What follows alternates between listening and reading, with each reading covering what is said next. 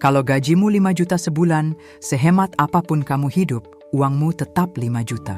Tapi ada orang yang menghabiskan 20 juta sebulan dan tetap makin kaya. Jadi masalahnya bukan di pengeluaran, tapi di cara kamu menghasilkan uang.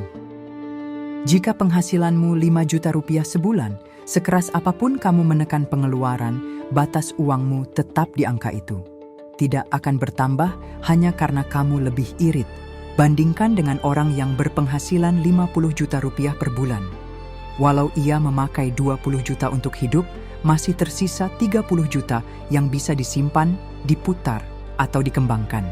Bahkan ketika seseorang menghasilkan 1 miliar rupiah dalam setahun, lalu membelanjakan 50 juta, sisa kekayaannya tetap sangat besar. Angkanya jauh berbeda, dan dampaknya juga jauh berbeda.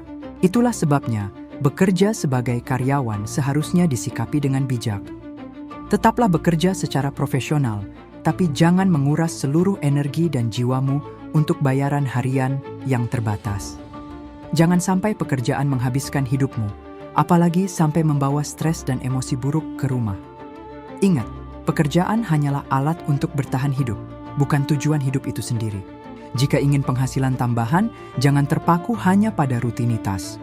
Sesekali angkat kepala, lihat peluang di sekelilingmu. Jangan hanya fokus bekerja, tapi juga berpikir. Pikirkan bagaimana cara menghasilkan uang, bagaimana menjalani hidup dengan lebih bahagia, dan bagaimana mengelola serta menumbuhkan aset.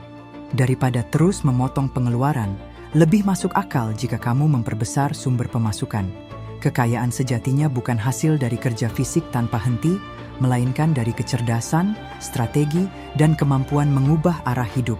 Orang menjadi mapan bukan semata karena bekerja keras, tetapi karena mereka membangun sistem, berani memilih, dan memahami peluang.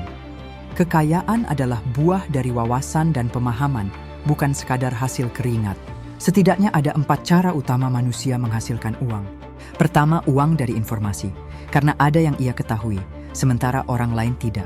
Kedua, uang dari pemahaman, karena ia benar-benar mengerti, bukan sekadar tahu. Ketiga, uang dari tindakan, karena meski semua orang tahu caranya, hanya sedikit yang benar-benar mengeksekusinya. Keempat, uang dari keunggulan inti, karena ada yang mampu melakukan hal yang sama, tetapi dengan kualitas dan kecepatan yang jauh lebih baik. Era mencari uang hanya dari selisih harga perlahan memudar. Kedepan, uang mengalir dari arus kas dan model bisnis yang berkelanjutan. Di Indonesia sendiri, kita bisa melihat fenomena menarik. Ada orang yang tidak bekerja kantoran, hidupnya santai, bahkan terlihat mewah. Sementara di sisi lain,